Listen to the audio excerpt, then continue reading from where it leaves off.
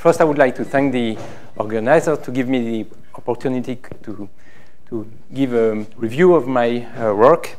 But first, I would like to introduce myself, as I'm a bit new in this Agora project. So my name is Yves Revaz, and I'm working at the Laboratory of Astrophysics at EPFL in Lausanne. EPFL is one of the two Swiss Spheroidal institutes of technology we have in Switzerland, second one being, of course, the ETH in Zurich. In Lausanne, we have about 20-30 collaborators, mainly focusing on observational cosmology, but a small group among them are working in numerical simulations, trying to understand the formation and evolution of galaxies. So in my talk today, I will first focus on the evolution of and formation of dwarf spheroidal galaxies using chemical constraints. And in 2 or 3 slides at the end of my talk, I will take time to make a link with the Agora project. So first, why is it interesting to study dwarf spheroidal galaxies? So according, of course, to the lambda CDM paradigm, dwarf spheroidal galaxies are the building blocks of larger systems. So if you want to understand how larger system works, like spiral galaxies, it's of course interesting to understand the smaller ones. Then those objects have, of course, a direct link with the dark matter problems. As they are dominated by dark matter, they they may be used to try to understand the cusp and core problems. They are also completely linked to the too big to fail problem or the missing satellite problems. So our aim in this work was to try to reproduce the observed properties of dwarf spheroidal galaxies, but focusing especially on the stellar content, trying to reproduce luminosities, stellar metallicities, and abundances. We would like also to try to understand what are the dominant internal or external processes at work that are shaping those galaxies. And finally, we try to see if it's possible to predict the amount of stellar mass that will form in a given halo for these very small systems. Okay, so in fact, I did my thesis working on spiral galaxies. So when I entered these fields, I was a bit upset because the system seems to be not really interesting. They show very few morphological features. They have no rotation. They have nearly no gas. But in fact, studying these objects, I found that, in fact, they are much, much more interesting. They are much more complex than usually thought. For example, they display metallicity gradients. They display complex kinematic system. You have, in some cases, for example, in Sculptor, 2 distinct stellar components. And they also present complex and varied star formation histories. And this is illustrated by this recent plot that has been obtained by Yves, where you have a lot of star formation histories for about 38 dwarf galaxies in the local group. And among them, you find lots of dwarf galaxies, which are the ones which have a red label here. And you will see that you can have a real variety of star formation histories. This is the case. Well, if you look at Sculptor, for example, you see that Sculptor is dominated by an old stellar population. If you look at Fornax or Leo 1, for example, star formation history is much more continuous. And if you look at Carina, you see that Carina has formed its star through lots of different peaks that are very well separated. Between them, you find periods where nearly no stars have been created. So our aim was to try to understand how it is possible to obtain this variety in dwarf spheroidal galaxies. To do that, we have performed N-MODI simulations of these objects. And our simulations are based on a code that we have called GEAR, which is a self-consistent 3SPH code. So GEAR is based on Gadget 2. We use Gadget 2 for the gravity and the hydrodynamic part. But we have strongly improved it, adding new features that have been developed for the SPH. For example, we use the density entropy formulation that had been proposed last year by Phil Hopkins. We no longer use the the default artificial viscosity of gadget, but we prefer to use the old Monaghan-Gingold artificial viscosity. But there we have supplemented it with the Roth-Rogge technique, where the coefficient alpha and beta depend have a time dependence. This allows the artificial viscosity to be very low in the regions away from the shock and high in the shocking regions. We also have included the individual and adaptive time steps that have been proposed by Fabrice Durier and Claudio Della Vecchia, which is really, really important if you explode supernova in SPH. We have also added complex baryonic physics. We take, of course, into account the cooling of the gas, both above and below 10 to the 4 Kelvin, while we use above 10 to the 4 Kelvin the classical tables of Thurston and Dopita, and below we take into account the H2 cooling, HD cooling, and also some metal lines cooling following the prescription on Mayo. I will say that I will be very happy to use in the future the Greikel library, because these stuff are slightly outdated. Concerning the star formation, so we mostly use the classical recipe that had been proposed by Katz a long time ago, but we also have implemented the new version of star formation proposed by Phil Hopkins and discussed this morning by Julien, where here, in fact, star formation efficiency is 100%, but gas is allowed to form stars only if the particles are self-gravitating. We put a large effort in developing a self-consistent chemical evolution scheme.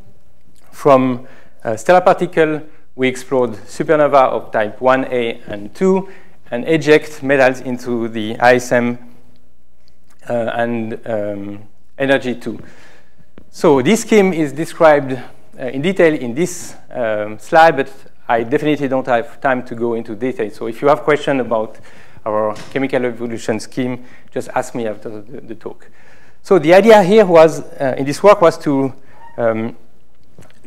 run isolated model. In fact, we did this for two important reasons. The first one is that we really wanted to try to understand the internal processes at work in those galaxies. And of course, if you run cosmological simulation, you will be affected by lots of outer physical processes like merging, like accretion, and so on and so forth. The second reason to run isolated model is that those simulations are quite quick, so we can run a lot of them. And up to now, we have something like more than 400 simulations, all run between 0 and 14 gigayears. And this allows us to check a huge number of poorly constrained parameters, like the star formation efficiency, the feedback efficiency, the IMF, the total mass of the system, central density, and so on and so forth.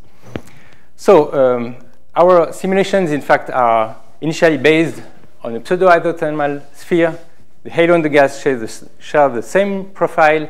Baryonic fraction is set to 15%, and the initial velocities are used resolving the Jeans equation. So once we start the simulation, the gas cools and simply forms stars, and the ISM is automatically enriched.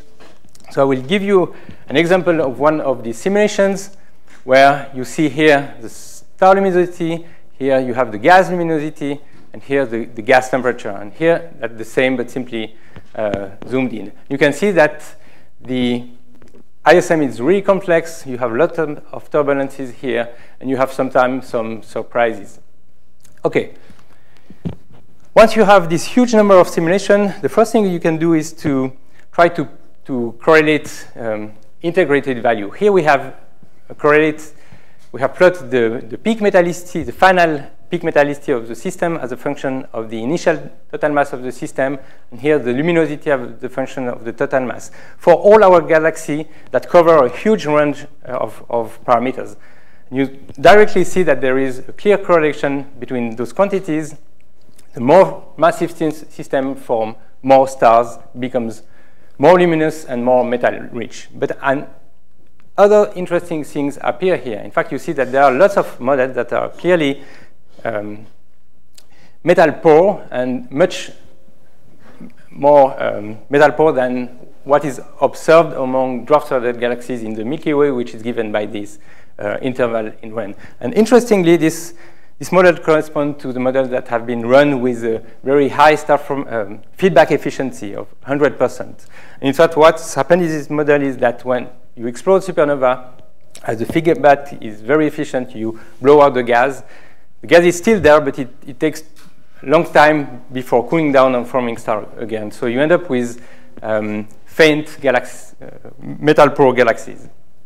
So it means that, in fact, if you want to reproduce dwarf galaxies following our scheme, the feedback efficiency must be limited to 1 up to 10. Okay, second thing you can do is try to reproduce the global relations. So here we have plotted the mass over light ratio as a function of the V-band luminosity, and here the the peak metallicity as a function of the luminosity. And you see that we have nice relations. The little color circle corresponds to the simulations, and the bigger square corresponds to the observation. So we can really nicely produce. But that's far enough to really understand what's happening in this object. And I will show that, interestingly, if you choose two models that we have selected, that we have models that fall in the same region in this true graph, so meaning that they have the same luminosity, the same peak metallicity, the same mass over light ratio, you may have two systems that have very different star formation histories. And this is what is shown here. On these two plots, you see star formation histories corresponding to two models that are nearly the same global properties like luminosity, metallicity.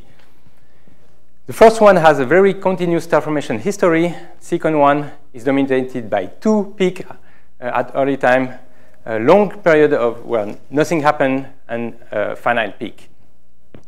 And you can distinguish these two models focusing on the properties of stars, on the metallicities of the stars. This is shown here when you plot the metallicity distribution function. You see that clearly that's different. It's more obvious when you focus on the abundance of alpha element of the stars that compose these systems. For example, here you see clearly that you find stars with a very high ratio of alpha elements, here traced by the magnesium, which is not there.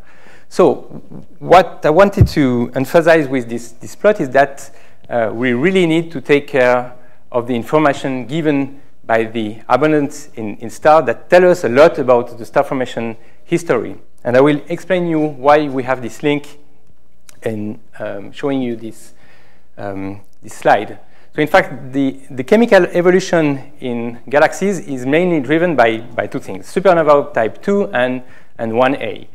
Both are important, but act on very different time scales. Supernova of type 2 correspond to the explosion of massive stars, all explode in less than 30 megayears.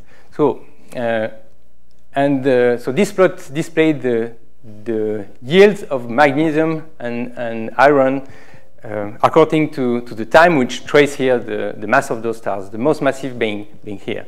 Anyway, if you assume that the mixing is completely achieved in a short time scale in less than 30 megayears, the ejecta of supernova of type 2 will be such that the gas that is impacted by these ejecta will fall in these regions if you plot the magnesium over iron as a function of the iron. In fact, it will create a kind of plateau here. While if you look at the supernova of type 1A, oh, there is a bug here, don't know why.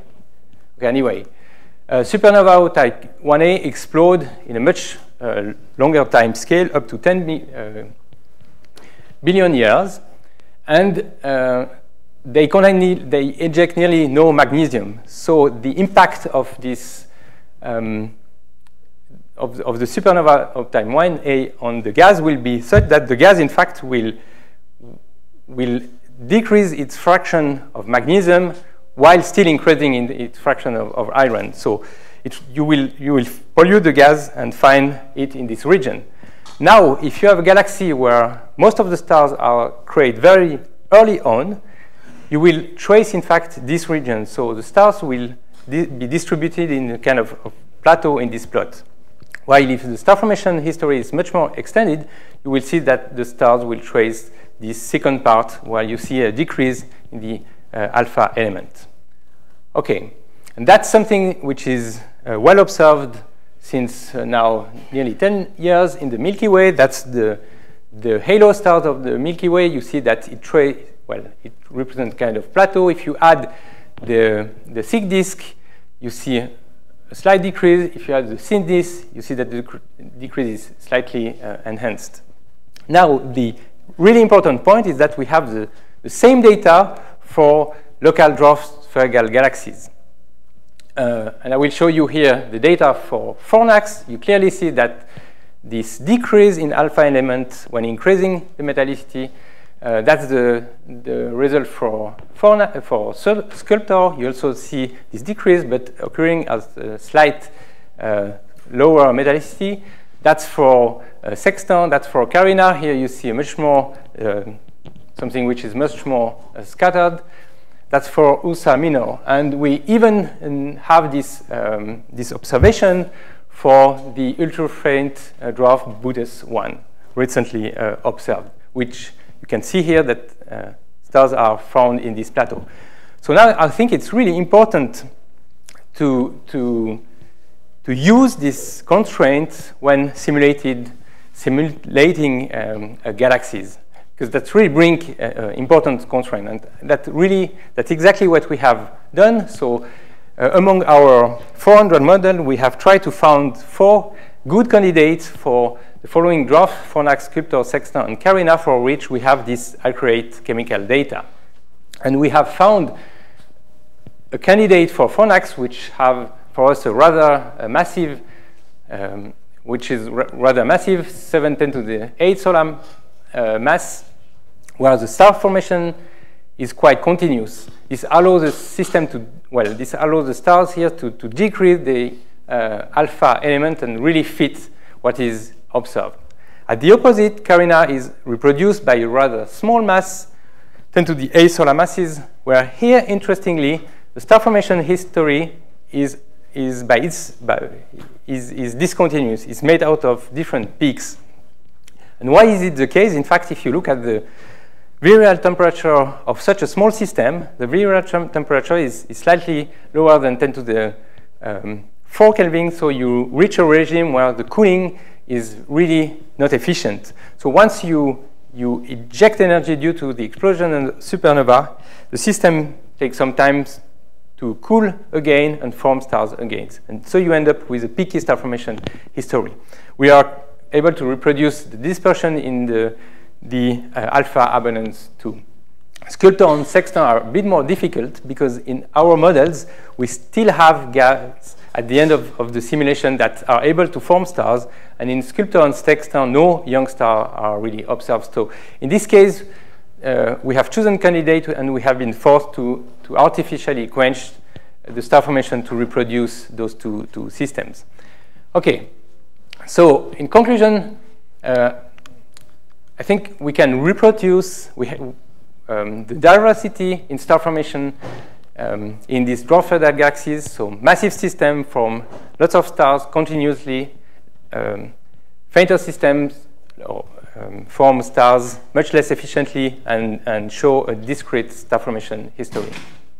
The main drivers appear to be the mass and at the second level, the density, both quantities directly relating to the cooling. But as I told you, we still need in some cases to artificially truncate the star formation. And also to get rid of the remaining gas, which is in our case quite important, up to 10 to the 7 solar mass of gas is still there. So we need outer physical processes to build up this dwarf. So we have naturally tried to see the effect of tidal stripping that has been published in a recent paper written by our postdoc. So there, in fact, we take the same simulation that we have performed in isolation, but make them orbit around a Milky Way-like halo. And the idea is to see what is the impact of the tidal stripping on the star formation history. So this is displayed here. In fact, you see the star formation history of a sextant-like galaxy, where the well, in isolation, so you see that the star formation is extended, and then we have used we have performed 3 new simulations where we start we restart the simulations, adding the effect of the outer potential. So the dashed line here corresponds to the start of the simulation when it is at an apogalacticon of 150 parsecs, and the dotted line corresponds to the periodic galacticon. Okay, what you see here is that, in fact, after one passage at the periodic galacticon, you can completely quench the star formation history. So, and that's thanks to 2 combined effects. The first one is it's a combination between the supernova effects, which blow out some gas, and then this helps the tidal stripping to remove this gas and avoid to form stars. This is interesting because you can easily quench star formation if you form stars efficiently in isolated case. While if you have a system where star formation is much less efficient, which is the case as I showed you in Carina, for example, you see that after one passage, you still have the possibility to form stars. Because supernovae are not efficient enough to pull out the gas, and the gas that can then be stripped by tidal stripping. Okay, well, I think I will skip the second part of this slide. Just say that summarize about the gas removal. We have seen that in average, one passage at the periodic galacticon is sufficient to remove 5% of the gas, 2 passages remove 30%, and 3 passages usually completely destroy the dwarf. So definitely, the tidal stripping is not enough to be able to reproduce dwarf spheroidal galaxies. So we need another mechanism, and of course, the other one, which is obvious, is the effect of ram pressure stripping. And we are now in a stage where we are trying wind tube simulation, where we inject gas and try to ram pressure strip the gas linked to the dwarf. So I don't want to speak about this. This is an ongoing work, and you will probably have some news later this year. Okay. That's just to, well, this movie just to quickly show you that we are also trying to start zoom-in cosmological simulations that are designed to reproduce dwarf spheroidal galaxy. You see here the gas surface density, the gas temperature, and the gas metallicity. That's also ongoing work. Okay, I will finish this part by telling you that, well, according to our simulation, we are able to predict the amount of stars that should populate a halo. So that's a plot where, so you see the amount of stars, the mass of the halo, and then we have traced here the well-known abundance matching relation that has been extended by Thiel-Sawala. And on top of that, you have the prediction of some n-body simulations that have been designed to reproduce dwarf galaxies. We have added on our home results here, which go to lower masses, and you see that the discrepancy between the abundance matching prediction and the n-body models is still very large at low halo mass. Well, another way of looking at this plot is to transform the stellar mass into luminosity, which is quite easy to do, and to transform the halo mass as velocity dispersion. This is what we have done, sorry. So you can obtain this relation now where you have the velocity, the Beaven luminosity. You can again plot the prediction of the different n-body models. You see that the discrepancy is still there. But interestingly, now as these two values are observed values, you can add observation, and you see that n-body simulations are fully in agreement with the observation. Okay, that's the conclusion concerning the dwarf spheroidal part. In 1 minute, I just want to make the link with the Agora project. So this movie just to show you that we with gear in a stage where we are able to simulate the medium resolution Milky Way of the Milky Way. That's a nice movie which showed the effect of the feedback. You see that the SM is really turbulent due to this explosion.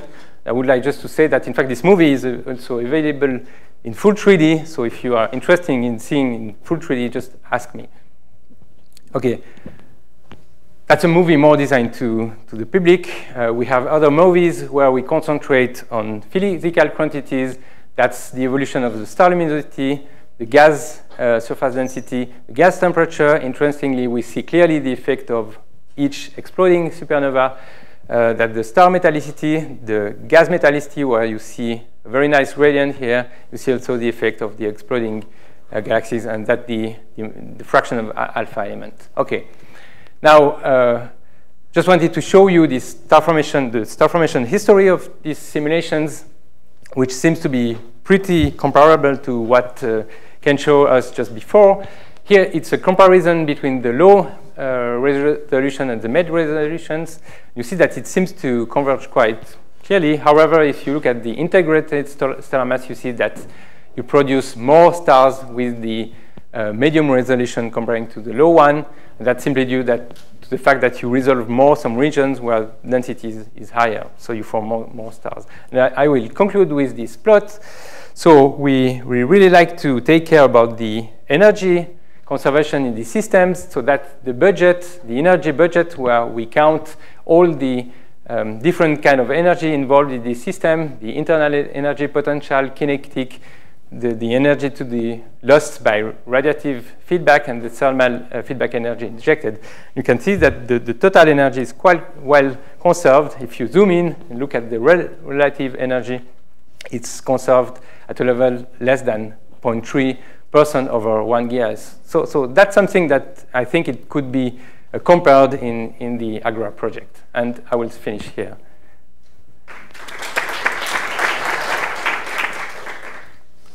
Any questions for you?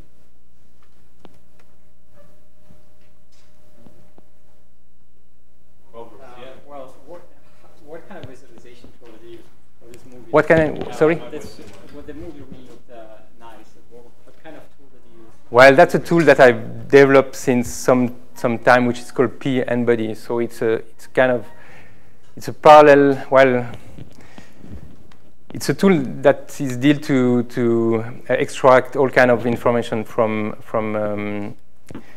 a N-body simulation, but based on NSPH.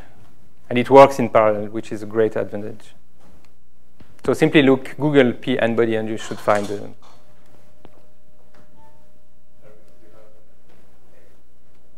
Yeah, I mean, so you showed the abundance matching results, and then you overlaid the velocity versus luminosity. Yeah. And had the simulations match the observations, but then there's the wrong numbers of them by many orders of magnitude at the thing. And so. Sure. Yeah, I'd like you to show that again, because it's kind of an interesting visualization that I hadn't thought about much before. At a given halo mass, the simulation could get it right. It's just that then most halos have to be empty for reasons that. Well. So what do you think? No, if